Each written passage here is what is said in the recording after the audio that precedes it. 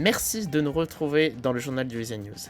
À la une de ce journal, l'interview exclusive du gouverneur qui revient sur la polémique qui a fait trembler Los Santos ces derniers jours. Nous y reviendrons dans l'interview de Robert Sung. Notre journaliste Connor Smith a tenté de répondre à la question que beaucoup de citoyens se posent. La vente d'armes est-elle encore un fléau? Nous avons réussi à avoir un entretien exclusif avec un vendeur d'armes. Un retour sur ce reportage dans quelques instants. Nos journalistes feront un zoom sur un quartier défavorisé, les Chamberlain Familles. Entre guerre de gang et guerre de drogue, comment les habitants font-ils pour vivre? Revenons tout d'abord sur l'interview exclusive réalisée par Robert Sung pour le Weekend News. Bonsoir monsieur le gouverneur, comment allez-vous? Bonsoir, bien et vous? Merci d'avoir accepté cette interview pour le Weekend News. Je vais commencer par cette première question. Quel bilan faites-vous de vos actions dans les dernières semaines? Les bilans actuels sont que je vais voir un petit peu les quartiers un peu défavorisés, les familles défavorisées, pour discuter un peu avec eux et avoir un peu leur point de vue de ce qui se passe en ville, pour savoir s'ils se sentent bien et pouvoir être au plus proche d'eux. D'accord. Qu'avez-vous à répondre aux citoyens de Los Santos qui ont eu peur suite à la publication d'un scandale sur nos antennes ces derniers jours? Je tiens à les rassurer au maximum car cette mesure d'avoir eu une arme à la main était principalement pour me protéger car Los Santos a eu une vague de terroristes que la LSPD a réussi à arrêter de fortement et c'est pas pour faire peur à la population mais principalement pour leur dire nous sommes là en cas de problème, nous pouvons vous défendre tout simplement. Est-ce que, monsieur le gouverneur, quand vous parlez des terroristes qui ont attaqué Los Santos, vous pensez à la vague de terroristes Kader qui a déferlé sur Los Santos ces dernières semaines? Exactement, Monsieur Kader c'est un exemple, mais il y en a plein d'autres, comme des groupes de terroristes, des mafias et tout ce qui en suit. D'accord. Est-ce que vous pouvez nous certifier ce soir que les terroristes ont été interpellés par les forces du SAPD? La plupart des groupes terroristes et terroristes seuls ont été arrêtés et mis en prison, totalement. Mais, comme on dit, il en reste toujours. Et toute la SAPD, l'SPD et tout ce qui est dans les rangs de la police tiennent main forte pour arrêter la plupart des criminels. Mais bon, c'est compliqué car il y en a beaucoup. D'accord, d'accord. Est-ce que vous avez prévu d'agir pour la population, pour les quartiers défavorisés en majorité, dans la suite de votre mandat? Bien entendu, car je trouve ça inadmissible que des personnes soient défavorisées et d'autres qui ont plus de privilèges alors qu'ils en ont pas besoin. Donc je vais essayer pour l'avenir, je vais essayer de faire en sorte que les quartiers défavorisés, que les familles, les personnes défavorisées aient un droit et soient un peu plus et soutenus par le gouvernement et des aides comme une taxe sur les impôts un peu moins élevée, de l'aide alimentaire et plein d'aides qui leur permettra d'avoir quand même qui leur permettra d'avoir une vie un peu meilleure quoi. D'accord. Est-ce que beaucoup de citoyens ont peur pour leur sécurité? Est-ce que ce soir vous pouvez nous annoncer des mesures fortes pour la sécurité des citoyens sur le territoire de Saint-Andreas?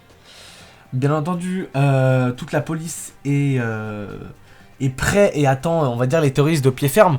Car nous avons créé un protocole que je ne pourrai pas vous en parler ce soir malheureusement, mais nous avons un protocole très drastique et nous allons faire tout notre possible pour que la ville soit la plus paisible possible. D'accord, merci beaucoup monsieur le gouverneur. Merci à vous. Notre journaliste Connor Smith a réussi à avoir un entretien exclusif avec des membres de la mafia sicilienne, le voici. Quand nous leur demandons de se présenter, voici leur réponse. On est ici en ville pour se faire respecter, pour avoir notre propre business, d'accord? Nous, les embrouilles, on n'en veut pas. Après, s'il en faut, on sera là, d'accord? Quand nous leur demandons plus d'informations sur leur business, ils nous répondent. Tout ce qu'on cherche, on aimerait prendre la possession de la drogue, de toute la drogue de Los Santos. C'est-à-dire que s'il se passe quelque chose sur une drogue, on veut le savoir, être au courant. Si quelqu'un est sur la drogue aussi, on veut le savoir. On veut des yeux partout, des oreilles partout, à n'importe quel moment et n'importe où. Quand on leur demande s'ils veulent menacer les civils ou non, ils nous répondent. Oui, c'est des menaces pour eux, et rien à voir avec le business, mais Donc, des menaces aussi pour le gouvernement. Donc, vous menacez donc les citoyens et le gouvernement de Los Santos et de San Andreas. Plus le gouvernement. Les citoyens, ils m'ont rien fait pour le moment. Quand nous leur demandons pourquoi cibler le gouvernement, une réponse ubuesque est prononcée. Ah, vous le savez autant que moi, hein. Raciste, bavure, mensonge, etc., etc. Hein. Théorie du complot. tout ça là. Passons maintenant au dernier titre de ce journal, les déclarations choc effectuées par certains membres des Families, interview réalisée par Robert Sunk et Connor Smith. Suite à des problèmes techniques, l'enregistrement vidéo de ce reportage a été corrompu. Toute l'équipe du Weasel News s'excuse pour la gêne occasionnée. Quand nous leur demandons de se décrire, voici ce qu'ils nous répondent. Bon, moi je vais parler direct. On est les Families, tout Chamberlain. On est des mecs de la rue. On est né dans la rue et on vit dans la rue. Quand nous leur demandons dans quel business sont-ils lancés et pourquoi un grand nombre d'armes et de drogues sont situées dans la pièce où se situe l'interview, ils nous On répondent. peut tester. Hein. Là, si tu veux, c'est peut-être du basilic, je sais pas. J'ai peut-être mélangé Pas les pendant deux. de service, pas pendant de service.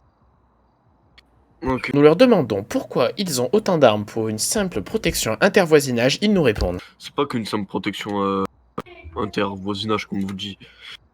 Ici, c'est juste le quartier, la rue, et on a des problèmes, on règle la rue par la rue. C'est tout ce qu'il y a à dire. Si ici il y a des armes, c'est parce qu'on en a besoin, et qu'il y a certaines personnes qui se reconnaîtront, peut-être s'ils voient cette interview. Font un peu trop les malins. Ciblez-vous des personnes en particulier? Oh ouais, je cible des personnes, et ils se reconnaîtront très bien. Vous n'avez pas forcément attaqué des personnes. On est Si. des voleurs. Donc ça veut dire qu'on se battrait contre nous-mêmes. On est nous-mêmes des voleurs. Donc, vous, à la base, vous étiez un groupe de défense intervoisinage, puis vous avez fini par être vous-même des personnes qui s'attaquent à d'autres groupes intervoisinage. De base, on protégeait notre quartier. On a voulu protéger notre quartier, sauf que le problème, c'est qu'il y a des personnes qui se mettent au plein milieu du chemin. Désolé pour les tirs. Il y a des gens qui se mettent en plein milieu du chemin, et malheureusement, ces personnes-là, faut les éliminer. Les éliminer. Les éliminer. Comment je pourrais dire ouais, les buter. Donc, si je résume ce que vous me dites, vous étiez